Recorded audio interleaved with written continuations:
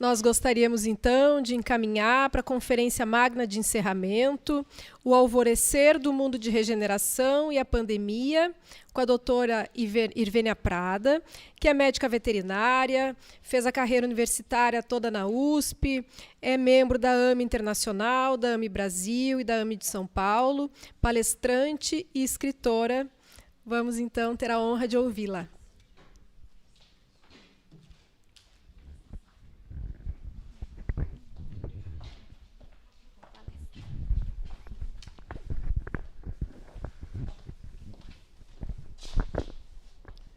Boa tarde a todos. Que as minhas primeiras palavras sejam de agradecimento à Mergues, na pessoa do nosso querido Dr. Emanuel, pelo convite, pela possibilidade de estarmos juntos aqui hoje, né? Também com o apoio da AME Brasil, na pessoa do nosso querido amigo Dr. Gilson. E eu sempre digo que essas oportunidades, elas têm uma alegria renovada para mim. Primeiro, pela tarefa, né? Que nós somos pretensos trabalhadores da Seara do Mestre. Em segundo lugar, pelo encontro e reencontro. Eu gosto muito de encontrar as pessoas, reencontrar os amigos, então eu tenho uma alegria, vou repetir, renovada no meu coração hoje de estar aqui com vocês, viu? Bom, uma coisa que eu fiquei pensando com esse tema que me foi oferecido, o alvorecer do espírito para essa nova era da regeneração, foi qual a linha de conduta que eu ia usar, qual era a minha linha para começo, meio e fim, uma vez que outros palestrantes iam abordar temas, e tem tanto assunto nessa temática, né? Então eu resolvi fazer o seguinte, eu resolvi partir da seguinte pergunta: como seres humanos que nós somos, há quanto tempo nós estamos aqui neste planeta? Como é que nós viemos chegar aqui? O que nós fizemos até agora? Como é que nós nos construímos até chegar aqui, como estamos agora, na condição de sapiens? Olha que nome bonito nós temos, né? Homo sapiens. Então, eu vou fazer essa apresentação segundo essa linha, viu, pessoal? Vamos lá, então.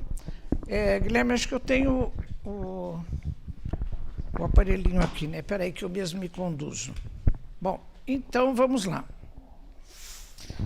O alvorecer do mundo de regeneração e a pandemia.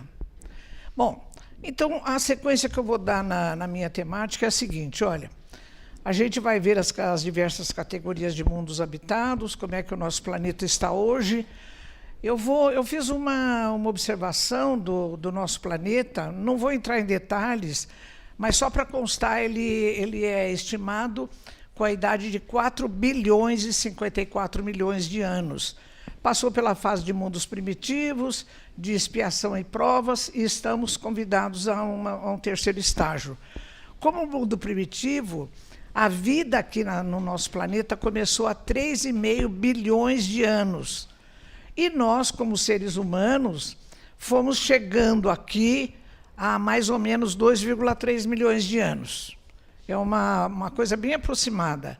E nessa fase em que nós chegamos aqui, são as primeiras encarnações da alma humana, diz o Sérgio Lopes que nós só dávamos conta de 3 das leis morais que constam do terceiro livro do Livro dos Espíritos, né? A lei de conservação do nosso próprio corpo físico, a lei de destruição com o envelhecimento, com a finitude de todas as coisas, e a lei de reprodução. Então, a gente só conseguia sobreviver e reproduzir a espécie. Não pensávamos em paz mundial, em aquecimento global, em coisa nenhuma. Isso veio depois, né? Bom, depois fomos evoluindo, o próprio planeta foi se modificando segundo a lei de progresso, entramos no estágio de expiação e provas. E eu cheguei à conclusão, pela minha leitura, que a nossa passagem, que através de um processo, saindo dos mundos primitivos e entrando no mundo de expiação e provas, dependeu do despertamento do nosso senso moral. Só despertamento, porque nós ainda estamos acordando para a vivência da capacidade que nós temos já de moralidade, né?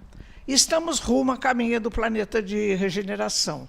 Então, Emmanuel, eu vou mostrar para vocês, no livro A Caminho da Luz, ele faz uma observação muito interessante do que nós já conquistamos na nossa vivência, em todo esse período, de acontecimentos importantes. Ele cita a liberação do cativeiro. Olha, há pouco mais de 100 anos existia cativeiro em vários países do mundo, inclusive no Brasil, né? Outra coisa que ele fala de surgimento importante, a vinda do Espiritismo. E depois ainda ele diz que nessa transformação que vai haver, e na Gênesis isso se confirma, alguns espíritos que vêm para a renovação estão chegando e outros que são renitentes no mal estão partindo, vão ser transferidos, né?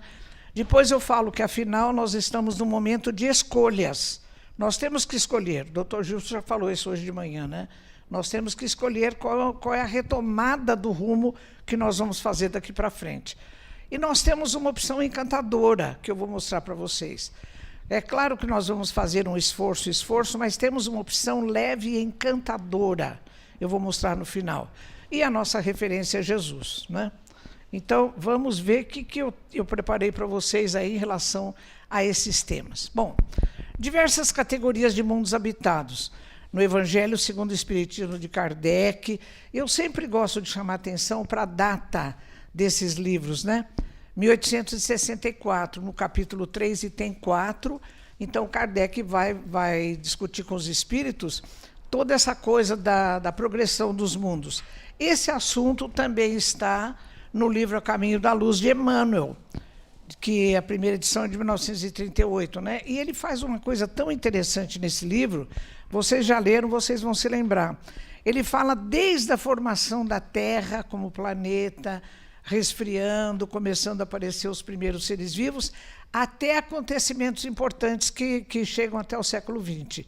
Então, é um livro também que está bastante inserido nessa temática de hoje, né? Bom, então, no Evangelho segundo o Espiritismo, está dito lá, vocês já lembram. Primeiro, os mundos primitivos, onde aconteceram as primeiras encarnações da alma humana. Depois, planeta de expiação e provas, onde o mal predomina. Por isso que eu digo, quando a gente abre o noticiário de manhã e vê muitas notícias assim ruins, eu falo, olha, isso é compatível com o nosso planeta, né? A gente fala, mas por que tanta notícia ruim? Porque nós estamos no planeta de expiação e provas. Depois, o de regeneração, onde a alma adquire novas forças. Estamos convidados a assumir esse terceiro grau. Bom, depois, o felizes, onde o bem supera o mal, celestes ou divinos, morada dos espíritos purificados, onde o bem reina. Ou seja, nós temos ainda uma longa trajetória pela frente, né? Bem, então, nessa fase em que nós estamos de crise da transição planetária, será que nós seremos promovidos? Será que isso vai acontecer logo? Será que ainda vai demorar muito? Depende de nós, né? Porque a humanidade progride através do esforço de cada um de nós. Bem, então vamos lá. Quando a gente fala que nos mundos primitivos aconteceram as primeiras encarnações da alma humana, então a gente pergunta, bom, como é que nós chegamos aqui, como e quando? Não é? Vamos a Gênesis de Kardec, capítulo 11. Esse capítulo, o título dele é Gênese Espiritual. Tem vários itens. Um dos itens, Kardec trata metodologicamente com o termo hipótese, atendendo o fato de que a base do espiritismo ela é toda científica. E a ciência trabalha com hipóteses. Então, ele coloca hipótese sobre a origem do corpo humano no planeta, né? No item 15, está escrito assim, corpos de macacos teriam sido muito adequados a servir de vestimentas aos primeiros espíritos humanos, necessariamente pouco avançados que vieram encarnar-se na Terra. Eu não sei como a Inquisição não levou Kardec para a fogueira. Vocês já pensaram, isso está escrito num livro em 1868, não é? Mas queimaram os livros dele lá em Barcelona, mas eu não sei como a Inquisição não perseguiu Kardec, porque a Inquisição ainda tinha os seus resíduos, né? Bom, quando eu li isso, eu fiquei pensando, corpos de macacos serviram para encarnar espíritos humanos, isso não é metempsicose? Metempsicose, para a gente lembrar, é uma doutrina que algumas correntes filosóficas e religiosas aceitam, de transmigração da alma, inclusive de espírito humano voltar a encarnar-se em corpos de animais. A doutrina espírita não aceita a metempsicose. Eu disse, como é que está na Gênese uma coisa que está caracterizando a metempsicose, né? Porque aí eu fui procurar e achei. No livro dos Espíritos, questão 612, Kardec pergunta se isso é possível, espírito humano encarnar-se em corpos de animais. Os espíritos são taxativos, não. O rio não remonta à fonte. Eu fiquei pensando, bom, deve ter uma explicação, não é? Porque dentro da obra espírita tem duas informações que aparentemente são contraditórias. Aí procurei, achei, vou mostrar para vocês. Olha, Livro dos Espíritos 609, está escrito, o espírito tendo entrado no período de humanidade. Na 611, no momento em que o princípio inteligente atinge o grau necessário para ser espírito e entra no período de humanidade. Na Gênese, capítulo 11, 23, sem pesquisar a origem da alma, vamos considerá-la ao entrar na humanidade. Ora, só entra em algum lugar, em alguma coisa, quem está fora. Então, na minha leitura, o que está acontecendo? Esse princípio inteligente, ele está saindo da animalidade primitiva, termo usado muito por André Luiz, e entrando num processo no período que chamais de humanidade. Não é? É a minha leitura, então, sobre isso. Bom, André Luiz, em Evolução em Dois Mundos, capítulo 10, ele diz assim, é no homem infraprimitivo. Por que ele não usou só a palavra primitivo? Ele fala infraprimitivo. Então, eu estou aqui nos meus neurônios com uma pergunta lá, será que ele está se referindo a esse homem, a essa criatura, que está emergindo da animalidade primitiva e entrando na fase que chamamos de humanidade, né? É uma questão que fica aí para a gente resolver. Bem, o que está na Gênese, eu quis apurar. Há alguns anos eu fiz lá na USP, no Instituto de Biociências, uma disciplina como aluna especial de um semestre na disciplina de Evolução Humana do professor Walter Neves, que é considerado no Brasil o estudioso, o melhor estudioso da evolução humana, né? O professor Walter Neves. Então, ele tem 2 cursos que ele gravou recentemente, eu estou citando um deles, A Saga da Humanidade, em 2018. Está disponível no YouTube, professor Walter Neves.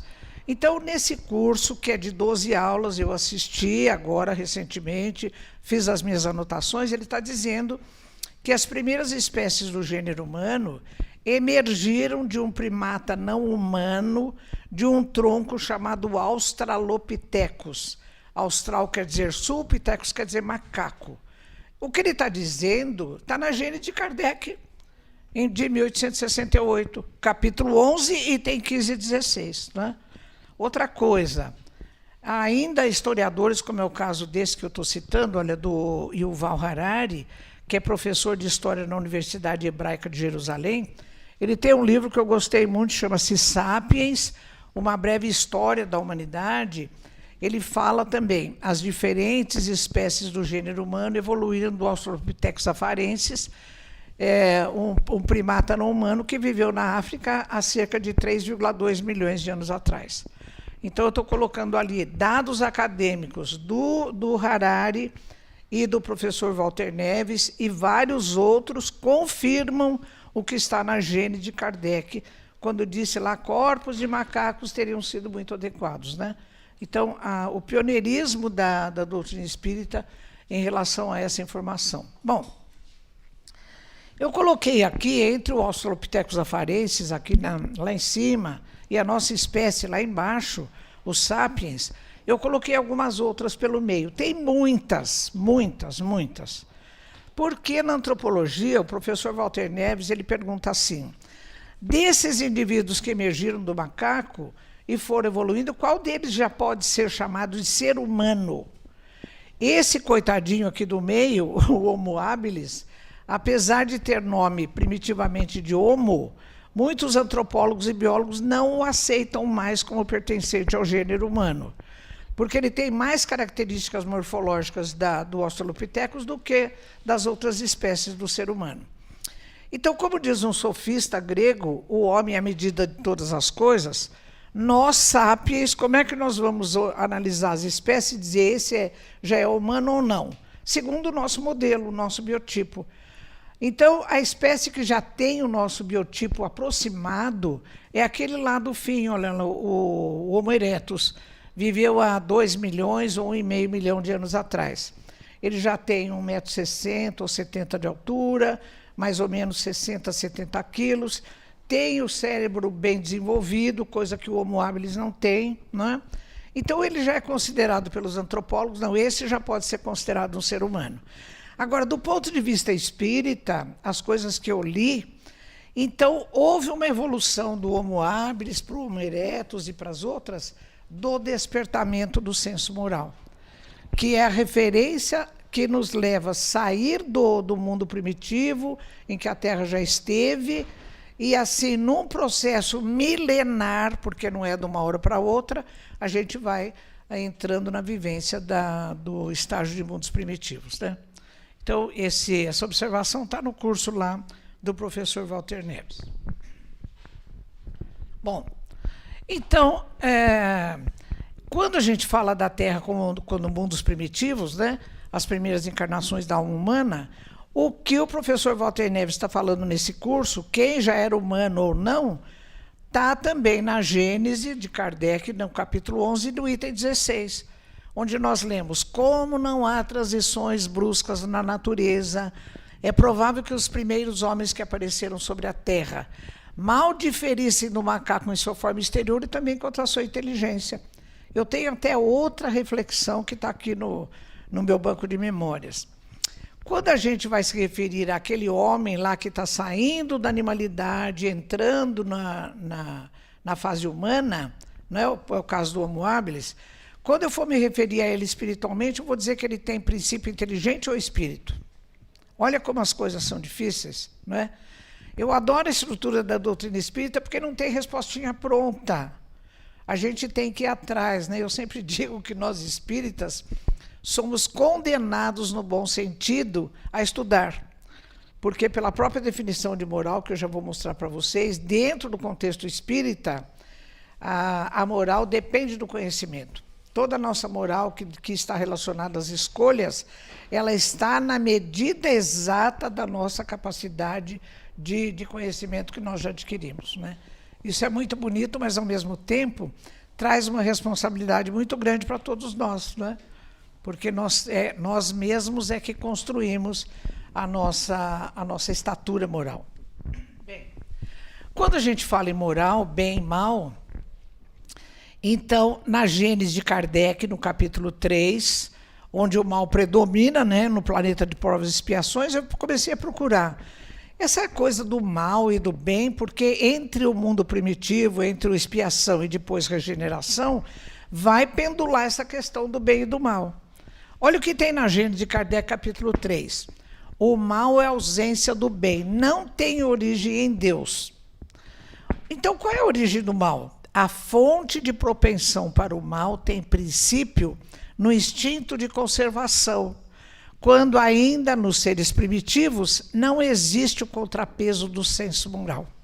Daí é que eu tirei a conclusão na minha leitura de que o despertamento do senso moral é que vai fazer o nosso processo evolutivo. Já está fazendo e vai continuar a fazer, né? Então, continua o texto: o mal é relativo e a responsabilidade é proporcional ao progresso realizado, que depende, portanto, do nosso conhecimento, né? Bom, no livro que eu escrevi junto com os meus dois queridos amigos, Décio Iannoli Júnior e Sérgio Lopes, o Sérgio ele coloca todas as leis morais em 3 blocos, cada bloco num andar da casa mental e, consequentemente, num bloco do cérebro, né? Quando se fala em instinto, então a persistência do mal está relacionada ao instinto de conservação. Então, nesse primeiro andar, ele coloca a lei de conservação, reprodução e destruição, né, que eu já falei para vocês. Agora, por que nós, já evoluídos, já saímos dessa fase, já temos um lobo frontal bem desenvolvido, nós ainda retemos a prática do mal, que vem dessa coisa da egocêntrica da conservação do corpo físico, né? porque o nosso senso moral não tem o contrapeso suficiente para que a gente possa mudar de atitude, né? Então, em tudo está o desenvolvimento do nosso senso moral. O senso moral ele tem a ver com o terceiro andar da casa mental, como diz Calderaro no livro No Mundo Maior, de André Luiz.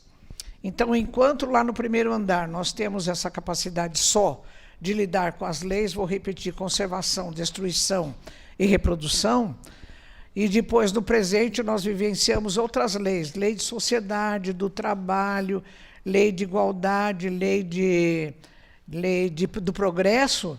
Quando chegamos ao estágio de já subirmos as escadas para o terceiro andar, nós vamos lidar com cognição e senso moral, né?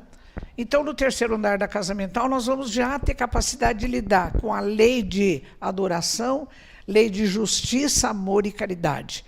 Olha como é diferente, não é? É claro que na fase em que nós estamos, nós lidamos com todas as leis, porque o nosso instinto ainda existe, vai existir durante muito tempo, porque nós temos ainda a obrigação de conservar o nosso corpo físico, lidarmos com a lei de destruição. Na pandemia, todos os dias nós lidamos com a lei de destruição, não foi?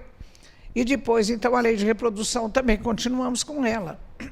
No presente, trabalhamos com todas as outras leis para ascendermos ao terceiro andar, lidando com a lei de adoração divina, com a lei de amor, justiça e caridade, né? Então, estamos a caminho. Bom, essa coisa de moral ela é tão importante no nosso processo evolutivo que em vários lugares da obra espírita, básica da codificação, existe esse chamamento. Por exemplo, olha, no livro dos Médiuns, item 303, está escrito lá: o objetivo da doutrina espírita é o aperfeiçoamento moral da humanidade, não é? Então, essa coisa da moralidade ela está sempre caminhando. Quando Kardec escreveu conceitualmente que o espiritismo é uma ciência que trata da natureza, da origem, do destino dos espíritos e de suas relações com o mundo corporal, ele colocou: é também uma doutrina filosófica que vai fazer a reflexão sobre o significado desse conhecimento, e isso vai ter consequências morais. A moral, portanto, que depende das nossas escolhas, das nossas atitudes, não é? Das nossas decisões, ela é resultado do nosso conhecimento e da reflexão que a gente faz sobre o significado desse conhecimento. Então, não por outra razão, a moralidade está sempre na obra espírita, nos chamando essa atenção para isso, né?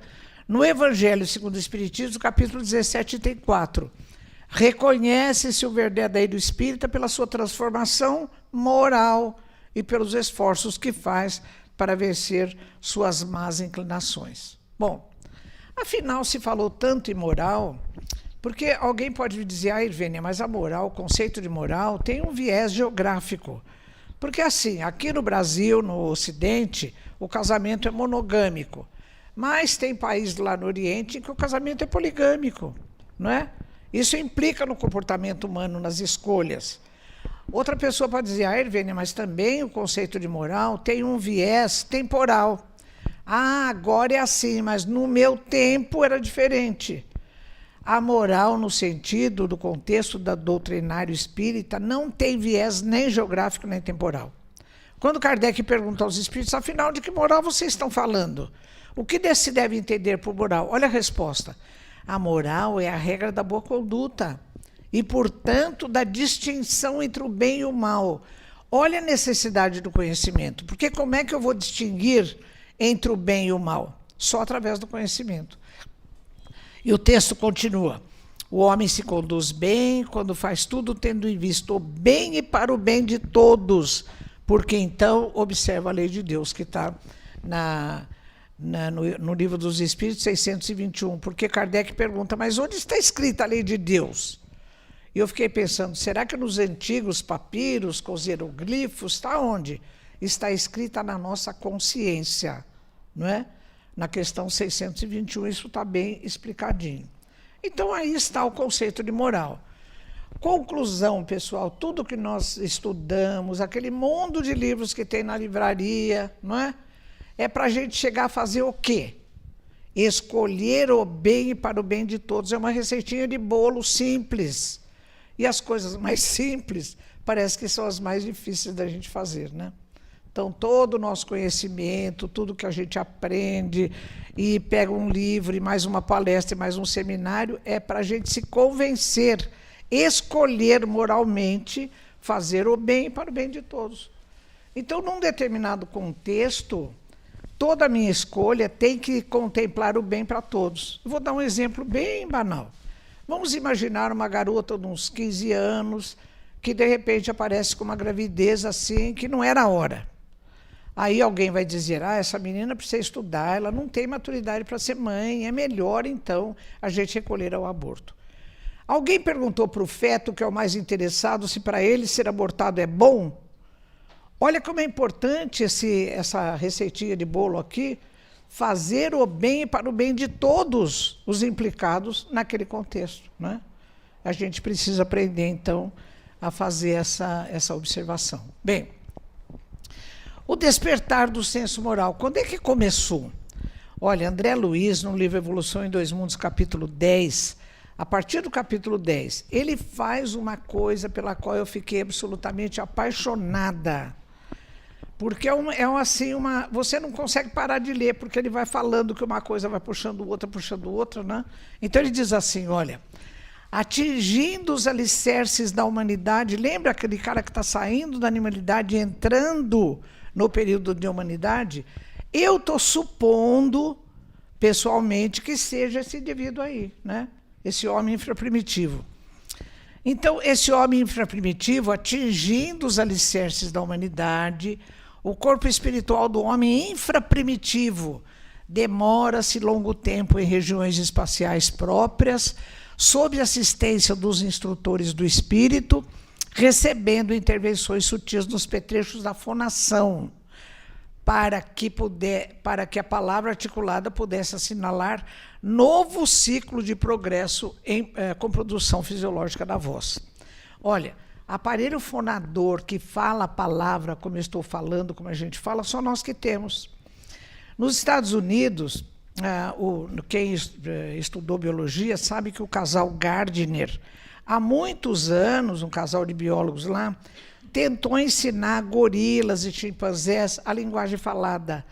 Alguém já viu a Coco, aquela gorila, que foi muito trabalhada por esse casal Gardner, né? Não conseguiram, jamais iam conseguir, porque eles não têm o aparelho fonador com as modificações que foram trabalhadas lá no plano espiritual, no nosso perispírito, para que depois, quando encarnado, houvesse modificações em todo o aparelho fonador, né, que envolve faringe, laringe e tal, para que a gente conseguisse ter a palavra articulada e conseguisse a linguagem com a qual a gente passou a se comunicar com os companheiros.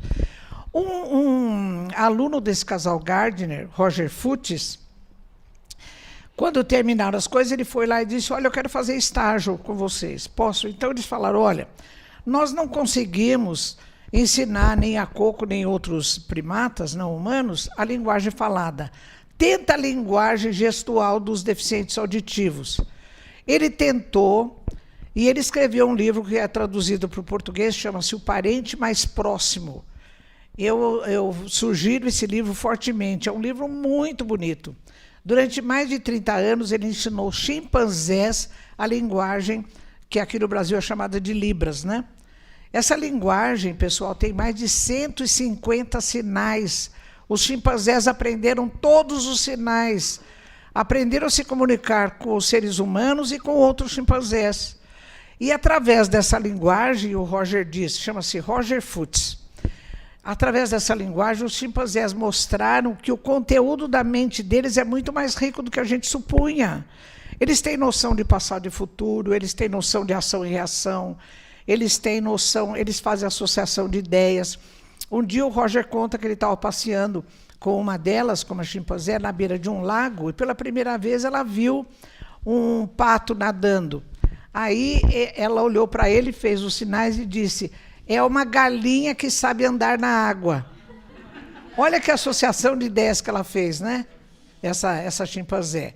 Então ele fala que foi extraordinário esse trabalho, porque ele tem uma linguagem, mas é uma linguagem gestual, porque a linguagem falada da palavra articulada só nós que temos. Olha que conquista que nós tivemos, né?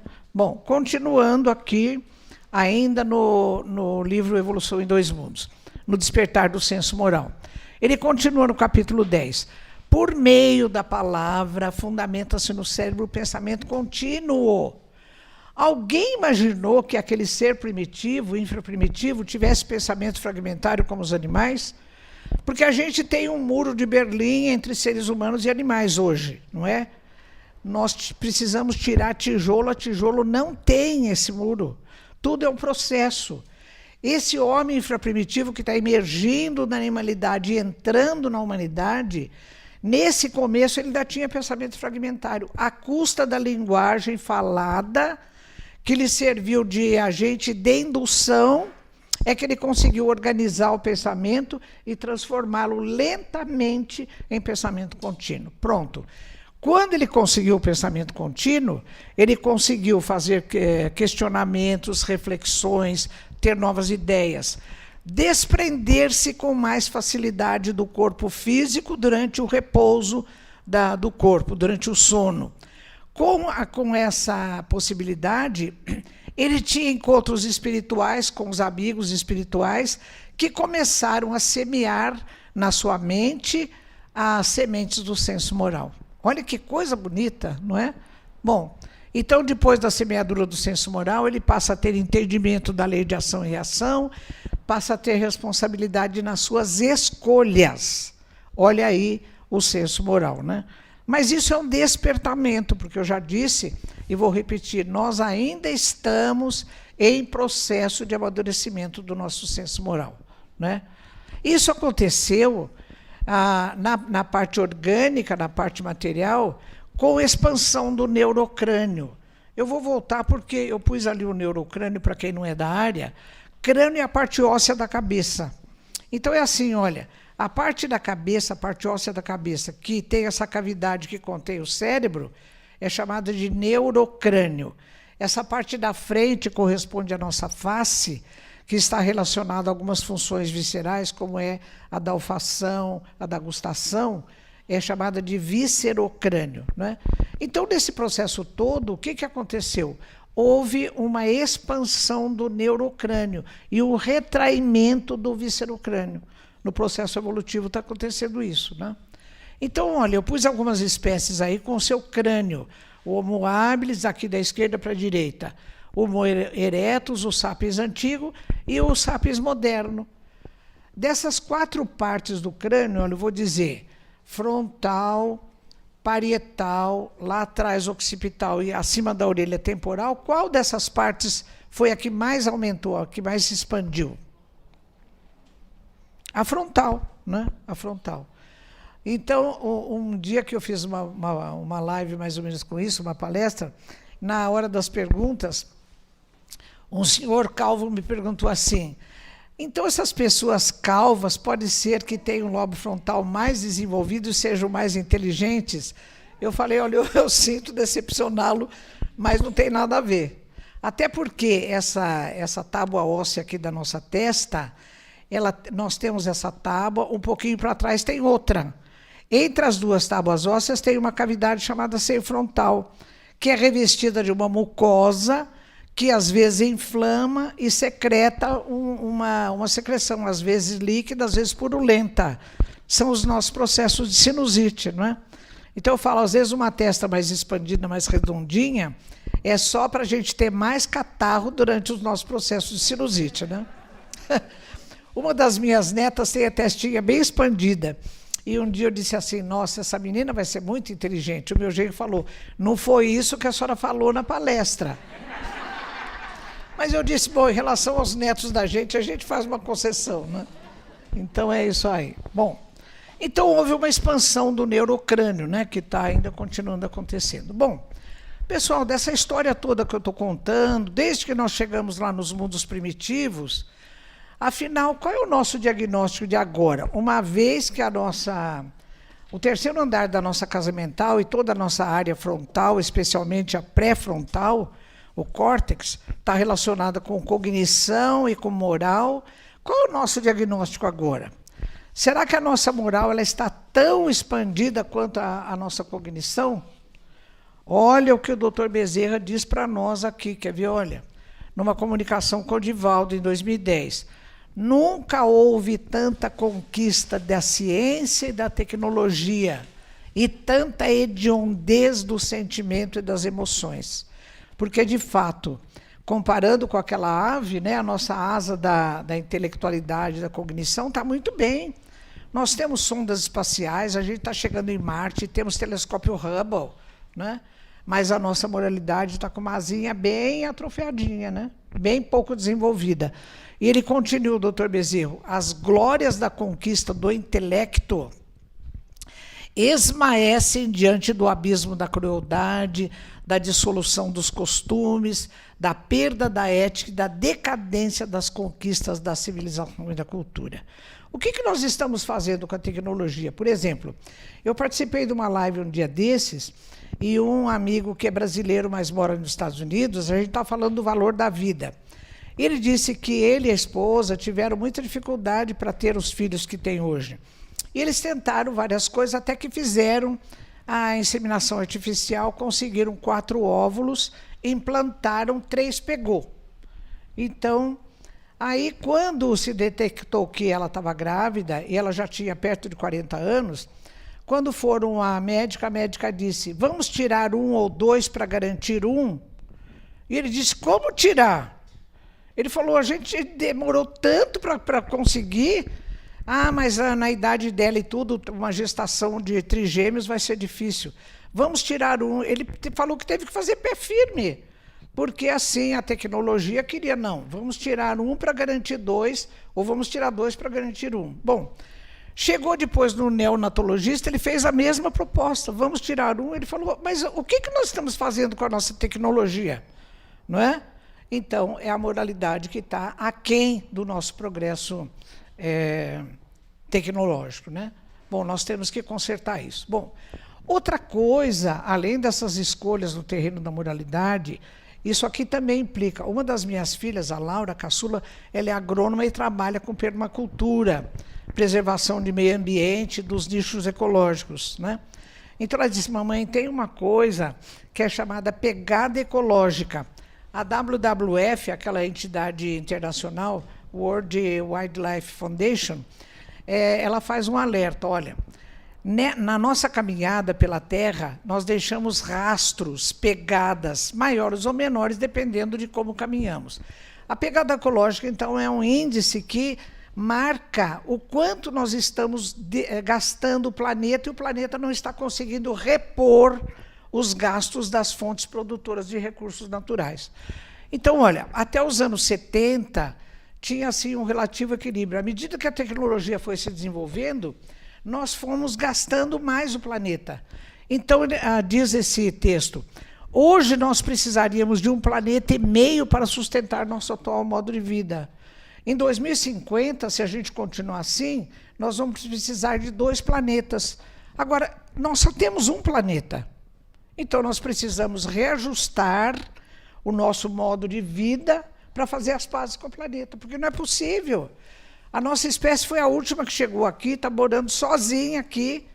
O Harari, aquele livro que eu citei, ele fala que há 150 mil anos atrás nós convivíamos, os sapiens, com mais 6 espécies. Isso tanto é verdade que hoje em dia na Europa eles fazem pesquisa de DNA e estão achando lá, porcentagem pequena, mas tem DNA de europeu com fragmento de herança do Neandertal, do Heidelbergensis, não é? Porque a nossa espécie conviveu há 150 mil anos com outras 6 espécies. E eu não sei por que, onde chegavam os sapiens, disputando o território, a outra espécie se extinguia. Não é? Então, sobrou só a gente aqui, como das muitas espécies do gênero humano que apareceram no planeta. E ele fala, olha, fator importante, agressão à natureza abusiva em relação às fontes dos recursos naturais que não conseguem repor aquilo que nós tiramos. Então, nós temos que ver, bom, A fonte desse recurso, por exemplo, água. Como é que nós vamos usar esse recurso? O ar saudável para a gente respirar, a quantidade de matas e florestas, né? Então, nós temos que fazer uma revisão do nosso comportamento para fazermos as pazes com a natureza, né? Que é um modelo assim. Bom, então, terceiro patamar. A gente saiu dos mundos primitivos, expiação e provas, vamos caminhando para o terceiro patamar, para atingir o planeta de regeneração. Afinal, em que consiste a transição planetária? Olha, está na Gênese, capítulo 18, Sinais dos Tempos. Nosso globo, como tudo quanto existe, está sujeito à lei do progresso. A humanidade realizou até agora incontestáveis progressos, do ponto de vista das ciências, das artes, do bem-estar material. É verdade, não é? Resta-lhe ainda um imenso progresso a realizar, o de fazer reinar entre os homens a caridade, a fraternidade e a solidariedade, para assegurar o seu bem-estar moral. Hoje não são as entranhas do globo que se agitam, são as da humanidade. É um movimento que se opera no sentido do progresso moral. Olha, esse progresso moral a gente cansa de ler na obra espírita, né? Tanto da codificação quanto em André Luiz e Emmanuel, né? Continuando. Bom, lembra que eu falei lá no primeiro slide da contribuição de Emmanuel nesse livro Caminho da Luz? Olha o que ele diz a Caminho da Luz no capítulo 24.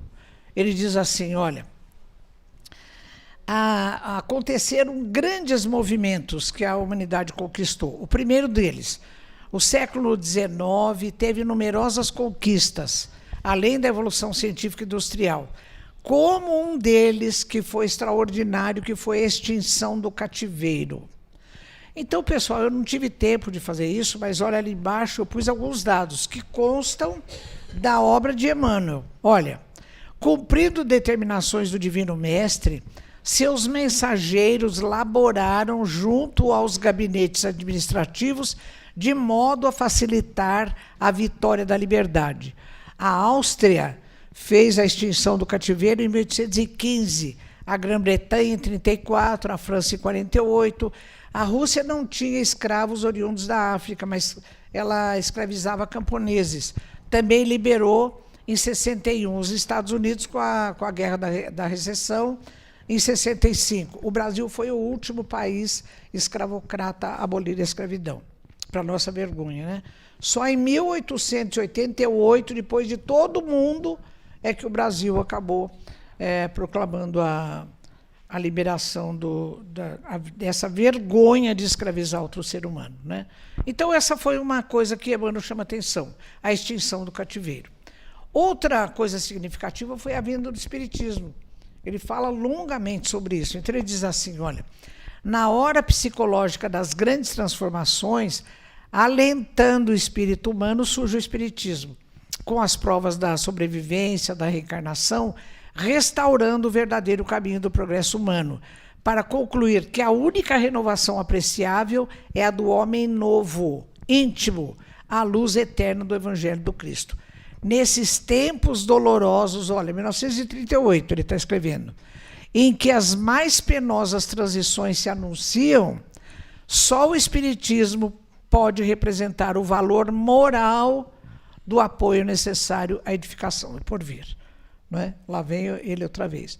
E ainda ele cita uma terceira coisa, que é esse fato, eu vou citar logo em seguida, que alguns estão chegando para ajudar a renovação e outros estão saindo.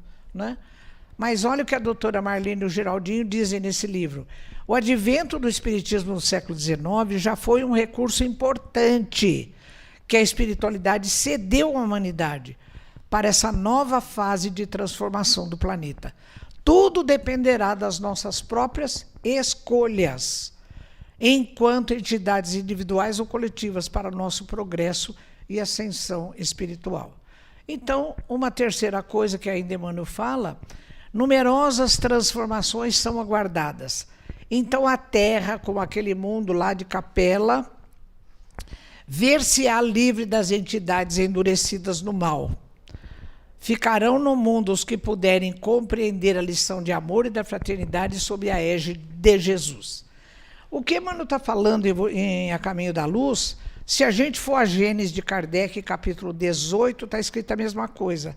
E ainda com o seguinte acréscimo, olha, porque eu fiquei me perguntando, que critério a espiritualidade vai ter para dizer, esse fica, que a Terra vai ser um planeta melhor, e esse aqui vai para o chamado chupão, né? Para um mundo lá de mundos primitivos, onde o indivíduo já conhece a eletricidade, o celular, vai inventar essas coisas lá.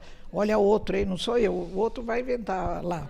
Bom, então, olha, a própria Gênesis de Kardec, no capítulo 18, respondeu essa minha pergunta, dizendo assim, olha, terão oportunidade de ficar aqui na Terra aqueles cuja ignorância for maior do que a maldade, e serão transferidos àqueles em que a maldade for maior do que a sua ignorância. E ainda existe um apelo. É nos indivíduos cuja ignorância é maior do que a maldade que os expositores da mensagem do Cristo têm que investir, porque eles têm chance ainda de permanecer aqui, né? Bom, aí nessa categoria certamente estamos nós, mas a gente vai fazer uma forcinha para ficar aqui, não é? Bom, a doutora Marlene, eu ainda vou colocar uma quarta coisa aí que está fora do livro de Emmanuel, né? Eu tive o privilégio de conviver muitos anos com a doutora Marlene, viajava com ela, ficava no hotel com ela, tudo. Então, uma vez ela contava coisas do Chico, porque não por outra razão, ela fez a faculdade de medicina em Uberaba. E o Valdo Vieira, que já era um ano na frente da doutora Marlene, já psicografava com o Chico mandou chamar a doutora Marlene através do Valdo, que era colega de faculdade da doutora Marlene, estava um ano na frente. Bom, então ela conta toda a vivência dela durante muitos anos, né? Dela com o Chico. Uma dessas vivências é o seguinte, o Chico falava, Marlene, o Brasil não pode apoiar o aborto, não pode legislar o aborto, porque se o Brasil se mantiver sem a legislação do aborto, ele vai ter um futuro maravilhoso, vai colaborar muito com a regeneração do nosso planeta. Agora, se o Brasil ceder e o aborto for legalizado, o Brasil vai ter um destino muito difícil. Eu não sei, uma das pessoas aqui estava até com uma camiseta, é você, né? Você lá atrás, do valor da vida. Eu falei, nós temos que dar o nosso testemunho, é isso mesmo. Nós temos que investir, falar da valorização da vida em todos os seus aspectos, né?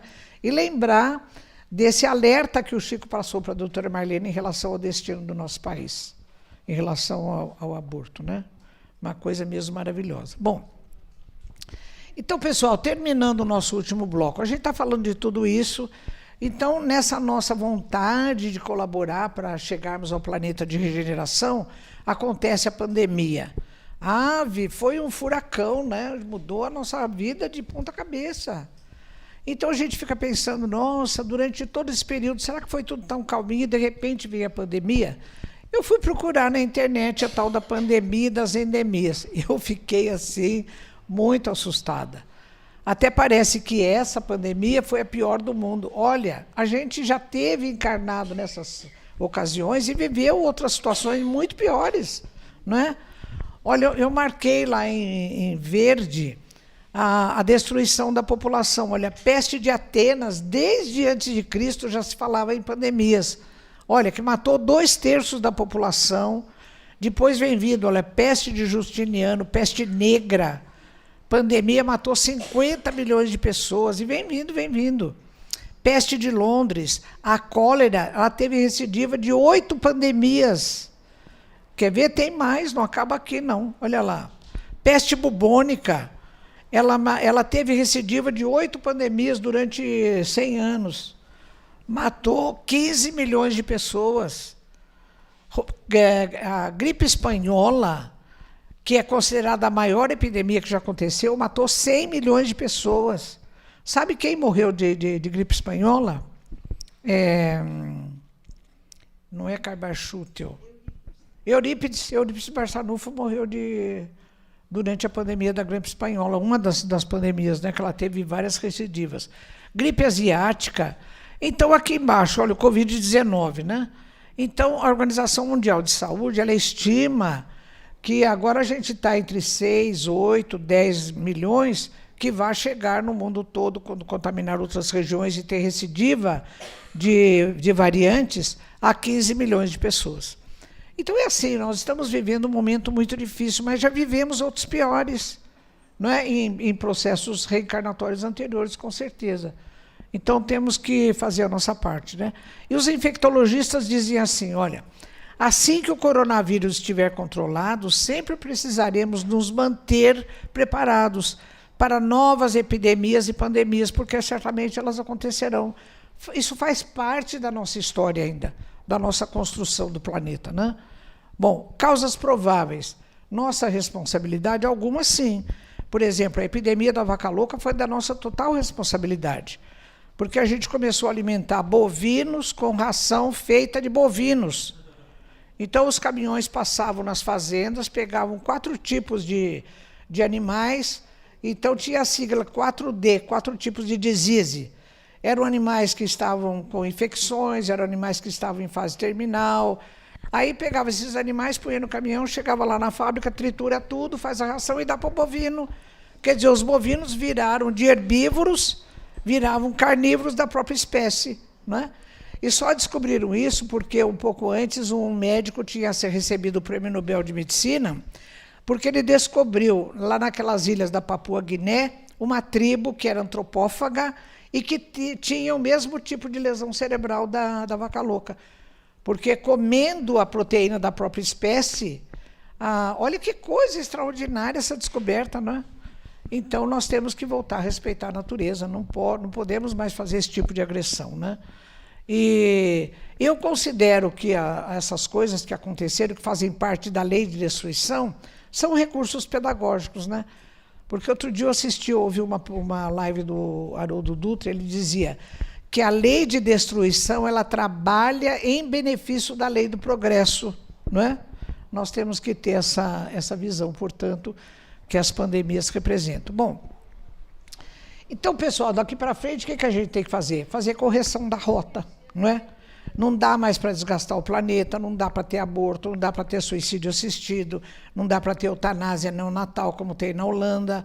Então, nós temos que fazer correção da nossa rota. É como um avião que vai indo e fala, opa, não é aqui, vamos corrigir a rota, é para lá. E a gente faz isso, né? Olha o que Chico disse, somos livres para decidir sobre os nossos atos, muito embora nos tornemos escravos de suas consequências. A semeadura é livre, mas a colheita é obrigatória. Raul Teixeira, o nosso querido amigo, né? Numa das palestras dele, está gravada, ele falou que, olha, ser espírita é uma responsabilidade muito grande. O espiritismo não é uma doutrina de massa, porque não é fácil ser espírita. Você arcar com a responsabilidade dos seus atos e ninguém vai te falar, olha, você está absolvido, vai levar uma cesta básica lá embaixo da ponte, está tudo certo. Não tem, é com a sua consciência. Então ele diz assim, terminando, olha, ser espírita é para quem aguenta, né? Aguenta o peso da responsabilidade, não é? Ser espírita é para quem aguenta. Adoro o Raul. Bom, olha as nossas decisões. Eu fiquei muito encafifada no Evangelho segundo o Espiritismo, quando Kardec disse, logo na introdução, que Sócrates e Platão foram precursores da doutrina cristã e particularmente do Espiritismo.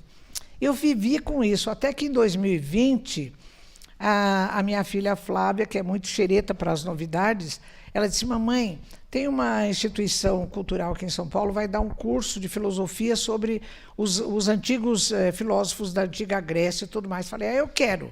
E fomos fazer, eu e ela. Então, lá, o meu caderno de anotação está assim, cheio de tracinhos, né? Fazendo conexão com a doutrina espírita, que tem tudo a ver. Então, vamos lá. Olha, um deles que a gente estudou foi Santo Agostinho, da Patrística Latina, né? Então, ele diz assim, olha, a razão conhece, mas quem escolhe é a vontade. Às vezes, até coisas fora da razão. De fato, né? Às vezes nós somos movidos pela paixão, pelo entusiasmo, e resolvemos coisas até fora da razão. Para fazer o bem, não basta só a razão, é preciso a força da vontade. Por isso que lá no Evangelho está escrito, reconhece o verdadeiro espírita pela sua transformação moral e pelos esforços que faz para dominar suas más inclinações, né? Olha a vontade. E no Livro dos Espíritos, questão 789, a humanidade progride através dos indivíduos que se melhoram pouco a pouco. Então, depende de nós, né, toda a humanidade estar melhor, muito melhor ou pouco melhor. Porque uma fartura, por exemplo, quando você diz, nossa, esse ano tivemos uma bela safra de soja, cada grão de soja é de boa qualidade. Quando você diz, tivemos uma boa safra de milho, cada grão de milho é de boa qualidade.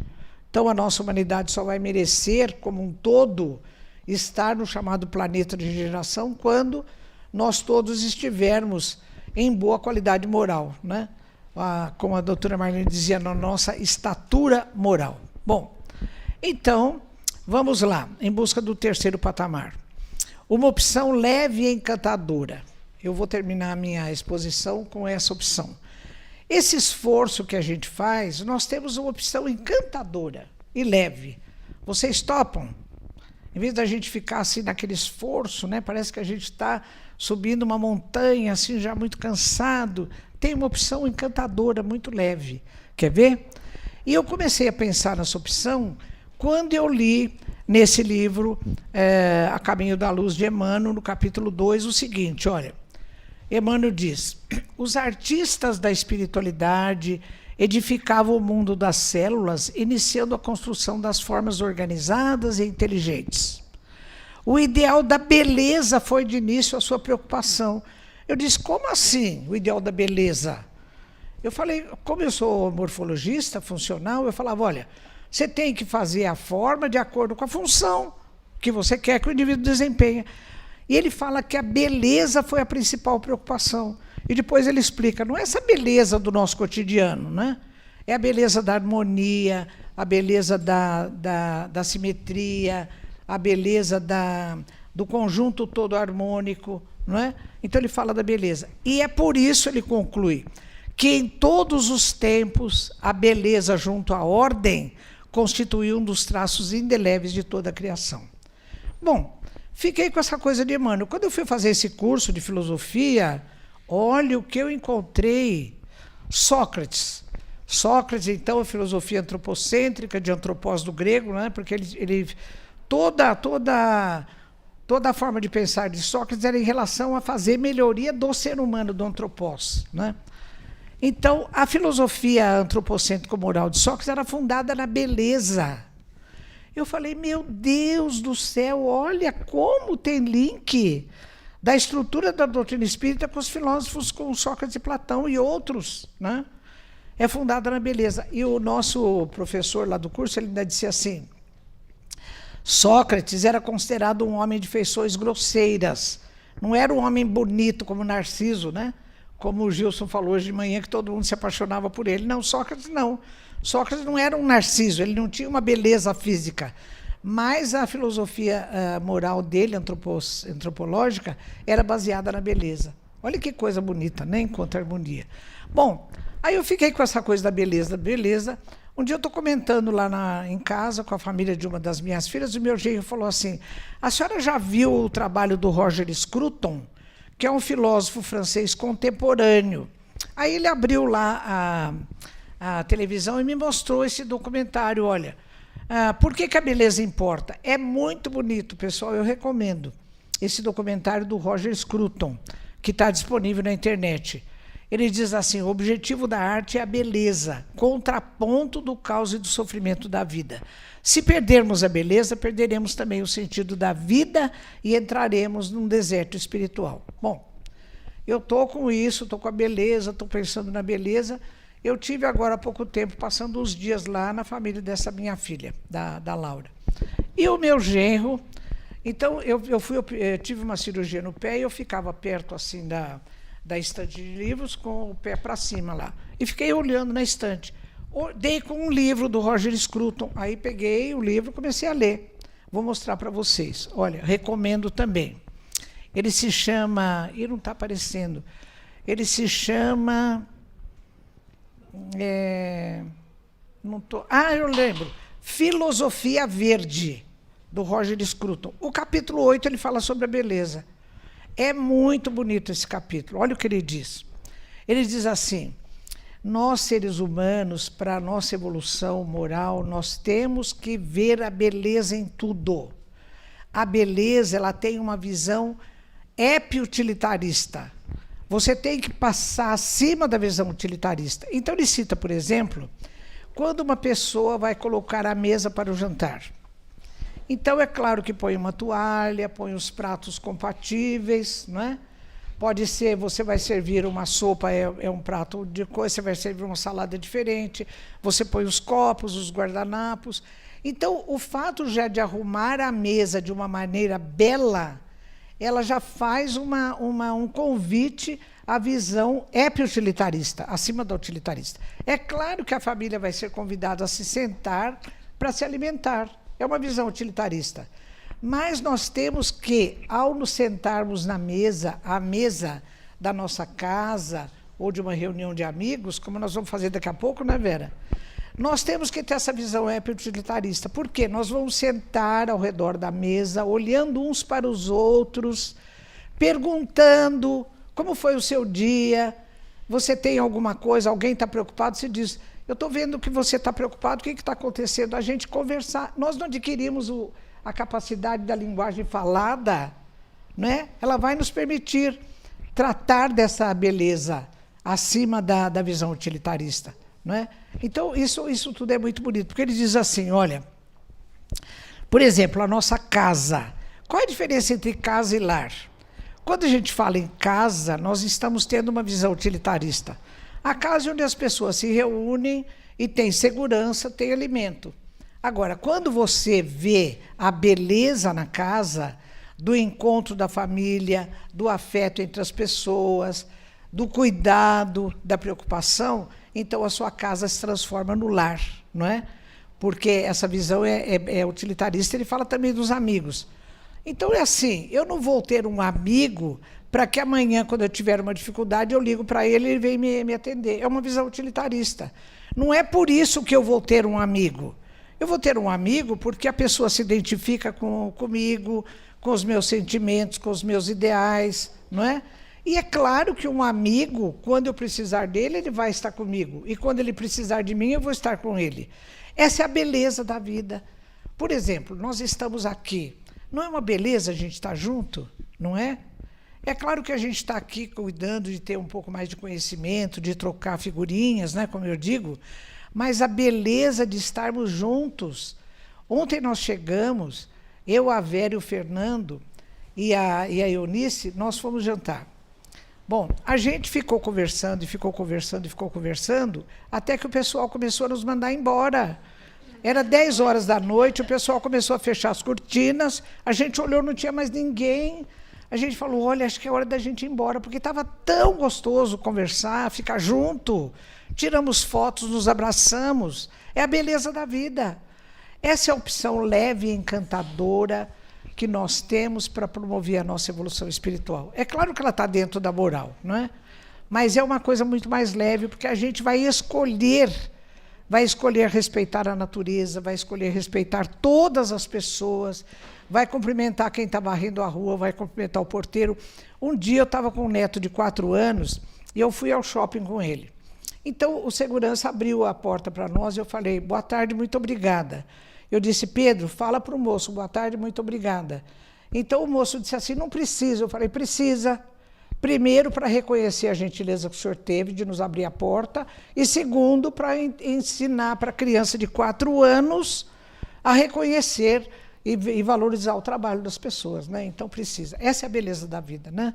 Então, olha que coisa bonita. Então, ele diz assim, olha, quando nós vemos na nossa casa a beleza do lar, a gente entra no que ele chama de oikofilia, porque oikos do grego é o lar onde nasce a criança.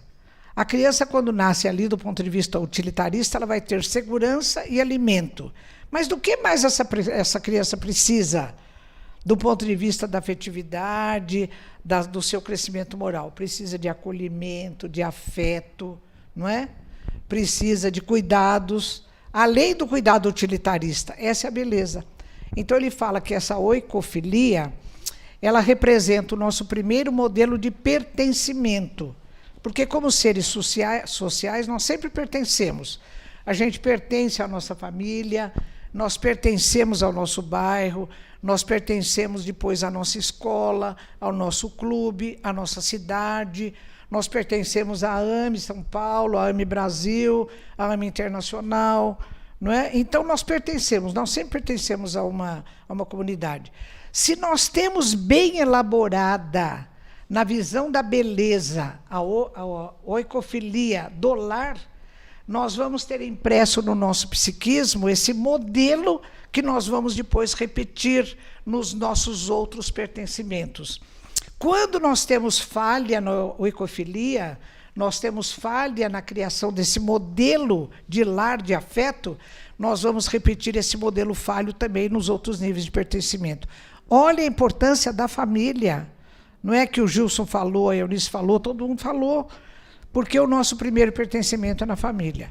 E a beleza de ver o lar na nossa casa vai alicerçar a nossa oikofilia, que depois vai se repetir nos outros pertencimentos, né? Seja na escola, no trabalho, na cidade, no país e no planeta como um todo, né? Para que o nosso planeta, então, vá. Então, pessoal, olha, a linguagem da arte. Uma das minhas primas, já desencarnada, a Eneide, artista plástica espírita, ela trabalhou a vida toda com, como diz André Luiz, olha, no livro Conduta Espírita, capítulo 44, ele diz assim: a arte deve ser o belo criando o bom. E essa minha prima fez isso a vida toda. Então, ela fez a chamada arte espírita, os quadros dela maravilhosos, e ela, através disso, ela transmitia a noção da realidade do espírito e a mensagem evangélica, né? Eu trouxe um exemplar desse livro e doei a Mergs, né? Através do seu atual presidente, o nosso querido doutor Emmanuel. Então, é isso. A minha homenagem a essa minha querida prima, Eneide, a linguagem da arte. Bom, pessoal, estou terminando, então. Outra coisa de beleza, olha. No livro No Mundo Maior, quando André Luiz e Calderaro estão frente a um processo obsessivo grave, do qual eles não dão conta, vocês imaginem, Calderaro e André Luiz não dão conta do processo obsessivo. Imagina se fôssemos nós, né? Aí eles chamam Cipriana, que já é um ser angelical. Ela vem, ela se materializa no plano deles, e ele diz assim, olha, no livro No Mundo Maior, capítulo 5, vem Cipriana: circundava refulgerante halo, cuja santidade senti dever respeitar. Dos olhos, do tórax e das mãos afluíam irradiações de suave luz. Estava tão formosa, radiante. Perante a sua personalidade transfigurada, quase me prostrei, tal a comoção daquele momento inesquecível. Olha o belo se associando ao bom, não é? Esse é o nosso destino. E essa nossa finalização para entrar no mundo de regeneração, o pessoal já está prevista através da profecia de Isaías. Olha, Antigo Testamento, capítulo 11, versículos 5 a 7. Isaías é um profeta do século 8 e 7 antes de Cristo. Olha o que está escrito lá. A justiça será como uma faixa em seu peito, e a lealdade o seu cinturão. O lobo conviverá com o cordeiro, e o leopardo repousará junto ao cabrito. O bezerro, o leão e o novilho gordo se alimentarão juntos pelo campo, e uma criança os guiará. A vaca e o urso pastarão juntos, seus filhotes dormirão lado a lado, e o leão comerá palha como o boi. Isso tudo pode ter uma representação simbólica, né? De nós aqui que ainda não nos entendemos, um é leão, o outro é cordeiro, um é urso, outro é bovino, né? A gente vai chegar ao entendimento, né? Esse é o nosso destino mesmo, inexorável com certeza, né? E para terminar, pessoal, então Jesus é a nossa referência, né? E eu termino essa chamada de Jesus. Jesus está dizendo, pessoal, vamos para a regeneração. Então, tem um chamado de Emmanuel, que está no livro Roteiro. Ele diz assim, olha, logo no final do primeiro capítulo: partindo dos elos que o prendem à estreita família do mundo, o homem que desperta para a grandeza da criação. Será que somos nós? Estamos despertando para a grandeza da criação, né? O homem que desperta para a grandeza da criação deambula na terra, a maneira do viajante incompreendido e desajustado, peregrino sem pátria e sem lar, a sentir-se grão infinitesimal de poeira nos domínios celestiais. Nesse homem, porém, alarga-se a acústica da alma, e, embora os sofrimentos que ainda o afligem, é sobre ele que as inteligências superiores estão edificando os fundamentos espirituais da nova humanidade. Quem é esse homem a que se refere Emmanuel? Somos nós, cada um de nós. É ali a Verinha, é o Emanuel, é o pessoal lá do fundo que está a favor da vida contra o aborto, é você, é que é todo mundo que está lá fora, somos nós. Apesar da nossa insignificância, das nossas dificuldades, dos nossos sofrimentos, Emmanuel está dizendo, é sobre nós que as inteligências superiores estão edificando os fundamentos espirituais da nova humanidade. Vamos assumir essa responsabilidade? Vamos, né, pessoal? Vamos. Jesus está, como diz o meu amigo de BH, Jesus está no leme e nós nos remos, né? Pessoal, é isso. Boa tarde. Muito obrigada, viu? Muito obrigada.